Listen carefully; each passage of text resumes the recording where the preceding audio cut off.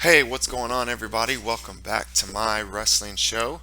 My name's Jesse, and this is my wrestling show where we talk about all things wrestling, freestyle wrestling, folk style wrestling, college wrestling, high school wrestling, the sport of wrestling. I want this channel to end up competing with the big wrestling media companies. There's only two real wrestling media news outlets, and I think that needs to change. I think there needs to be more. So subscribe, comment. Let's create a community around wrestling, around the sport that we love. So we're going to look about. We're going to look at a few lineup reviews, previews going into the 2022-2023 season. This time I want to take a look at Virginia Tech. So how deep is Virginia Tech? How many All-Americans could they get? What's their roster going to look like? Let's dive in. So starting off at 125, two potential candidates here. You got Cooper Flynn or Eddie Ventresca. Both solid wrestlers. They have Eddie here as the favorite. I actually think Cooper Flynn might end up getting the job at the end of the day. Um, I think Eddie has a head-to-head over Cooper, but I think Cooper overall has the better quality wins. Sam Latona, he's a known commodity. He's going to be really, really good up at 133. I don't think the weight change is going to really impact his results at all. 141, Colin Girardi. This is a third-year starter, pretty well known. 141, true freshman Caleb Hinson, highly recruited at a high school. You never know what you're going to get with a freshman, but there's a lot of potential here with Caleb Hinson. 157, Bryce Andonian. Yep, know what you're going to get with him. Finished third last year at the NCAA tournament. Can he improve on that? 157 is a weight class where he could potentially be a national title contender. 165. So Drew Nicholas, he's a transfer. He's listed as the starter. It could be him. It could be Connor Brady. It could be Clayton Olray. Um, Probably makes sense to redshirt Clayton, so I think he redshirts for sure, even if he's the best option. I don't think he's going to be that much better than Drew or Connor, where it's worth burning his red shirt. But Connor versus Drew, who knows? They brought in Drew to transfer, but that probably doesn't guarantee him a starting spot. Moving on to 174, you got Makai Lewis, national champ, returning finalist. Obviously, really good, going to give you a lot of points at the national tournament. 184, Hunter Bolin. Got so much better after his freshman year and has really kind of tapered off. He's going to have to look to create more offense if he wants to take that next step, but certainly an All American candidate for sure. 197, listed starters Dakota Howard. If TJ Stewart comes out and is ready to go right away, he might get the starting job, but looks like they're going to redshirt him. That's probably the case, sticking with Dakota Howard. Finally, 285 Hunter Katka, solid option there. Let's take a look at the rankings and see where they could potentially move up and down. So, probably not going to have Eddie or Cooper ranked at this moment, although, oh yeah, Eddie down here at number 28. That's probably about right based off his freshman results. Again, it could end up being Cooper Flynn, but both of those guys are really tough. I wouldn't be surprised if they end up around kind of a 15 to 22 range. Talking about their ceiling, it's probably around a 16. I'd be surprised if they kind of push for that blood round All-American spot. But they're surefire national qualifiers. They wouldn't qualify for the national tournament. Really good options there for the Virginia Tech Hokies. All right, moving on to 133. This is where you have Sam Latona. So he's currently ranked at 14. In my opinion, that's kind of low. I really kind of view him kind of in this. Honestly, he could be number 6. It's probably his ceiling. Um, he's really good. Yeah, I don't know why they have him this low at 14. I guess maybe they docked him. Maybe he lost to Taylor Lamont last year. Um, and so they put him right behind Taylor Lamont. But this is his floor. I think 14 is his floor. So he can only go up from here. He can wrestle. He can beat a Rayvon Foley. He can beat Mick Phillippi. He can beat Dylan Ragusin. Um, he could probably wrestle with a Lucas Bird and a Michael McGee um, on his best day. It's going to be tough for him to kind of catch these top three guys in Roman Bravarun, Dayton Fix, and Vito Arujau. So Virginia Tech's going to be looking for Sam Latona to make the podium, score some team points at the national tournament.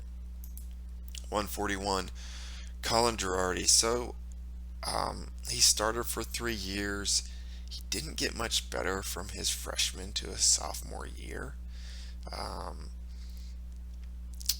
I wouldn't expect a jump now. 25, that's probably about right. He's lost to Ryan Jack a couple times. Um, he'll probably qualify. He might win a match, and that's probably what you'll get from Colin Girardi going into this season. 149, Caleb Hinson, true freshman, not going to be ranked, but he is. Again, you never know what you're going to get with the true freshman. You feel like he's definitely going to qualify. Um, Very rarely do true freshmen kind of hit that All-American mark. You might get two every year that All-American as true freshmen. Is it impossible? No. Would you bet on it? Probably not. So I'd put him as kind of a round of 16 guy. If he wrestles great, could he certainly do it? He has a ton of potential. He's going to have a full year in the room to get better. You never know. So Virginia Tech's going to be excited about what you can get from him. And if he loses a couple weird matches early, don't get discouraged. Freshmen do that. They get a lot better really quickly throughout the season. 157, Bryce Andonian, ranked number 5. That's probably fair. He could certainly win this title. He could win a national champ here and place first. He could be 5th, right? I probably wouldn't put it. Austin O'Connor could beat him. Austin O'Connor has beaten him, so certainly Austin O'Connor could pass him. Ed Scott has not beaten Bryce Andonian, so Bryce Andonian's floor right now is probably number 6. So as high as 1, as low as 6, you feel pretty dang good he's going to qualify. 165, you have that's going to be Drew Nicholas, Connor Brady. Not going to be ranked. Oh yeah, right here at 33, you got Drew Nicholas. That's probably fair. He has some strange losses, not too many marquee wins. You got the option to go out and prove yourself. So he's in a new room. He's in a new practice room with new coaches, with new practice partners. He might take the next step. So excited to see what we can get out of Drew Nicholas this year. 174, Makai Lewis, number 2. That's probably his floor, and his ceiling, number 1. Could he lose to Mikey Labriola? Maybe. Maybe Mikey beats him 2 out of 10 times. But you got to feel like Makai Lewis is going to win this match most of the time. And I don't see Makai losing to any of these other guys. He's not going to lose into a Dustin Plott, Clay Lout, Ethan Smith. Makai can sometimes get tired in matches, but it normally doesn't affect him. He normally wins anyways. So a ceiling of 1, a floor of 2, going to be in the national finals. Now we have Hunter Bolin, number 11. It's about right. You could Hunter Bolin can beat a John Ponansky, a Keegan Moore. For whatever reason, he just struggles against Gavin Kane. I don't understand it. I think Hunter Bolin is better than Gavin Kane, but for whatever reason, he loses to him. Hunter Bolin can beat a Trey Munoz. He needs to develop a little bit more offense. I think that's the problem he's had with Gavin Kane, is he can't generate offense, even against like a Trent Hidley. Hidlay has a tough time taking him down, but Hunter Bolin can't get a takedown, or hasn't been able to get a takedown in their past few matches. Um, and so he's got to develop more offense. He hasn't really progressed much in the past 2 years. He got so much better from his true freshman year to his sophomore year. Look for him to take another jump if he can this year. 197, Dakota Howard. It'll be his second year in the weight class after the year before that, 174. So he never gets tired, wears his opponents out. They get exhausted. He comes back and wins. He's losing 8-2 by the middle of the second period. His opponent gets exhausted. He comes back and wins 9-8, 10-9, something like that. So he can certainly improve in a lot of different spots, but hopefully a year of experience at the weight class can help him move up a couple notches. His ceiling, it's probably about 25. He might win one match at the tournament, but that's probably the most you'll get out of him. Heavyweight, Hunter Katka. 19, that's probably about right. I mean, he can wrestle with AJ Neville's, Tyree Houghton, some of these guys. I don't really see him beating really anyone above this 11 mark. I don't see him beating a Trent Hilger or Zach Elam or Tate Orndorff. Yeah, any of these guys, probably not going to beat them. So it'll be a tough ask to expect him to All-American.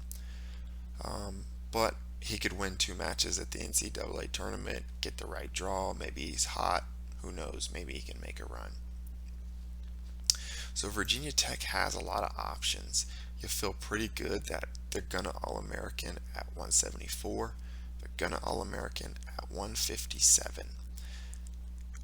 Probably going to All-American on 184. I really do think Hunter Bolin is probably going to All-American 75% of the time. The question is, where do the next ones come? Caleb Hinson, he could do it. Samuel Latona, I forgot about him. He could certainly be an All-American. That's 4 you feel really darn good about. Probably don't count Caleb Hinson as a 5th, but he could do it. Cooper Flynn or Eddie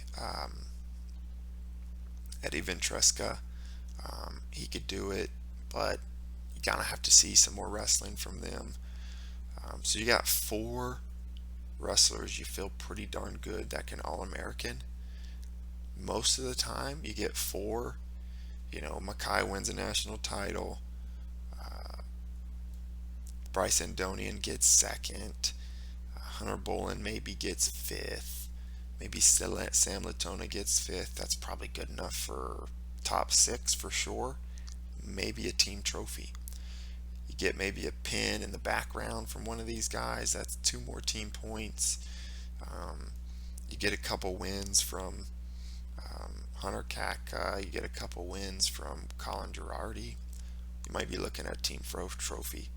Can they win a team trophy? Absolutely. Are everything going to have to line up just right? Yeah, they're going to have to wrestle really good and get a lot better, but they have a team trophy type of team. Can't wait to see what they do this year. Thanks for watching, guys. Don't forget to subscribe, comment. Let's talk about some wrestling. Let me know what teams you want me to preview next. Thanks for watching, guys. We'll see you next time.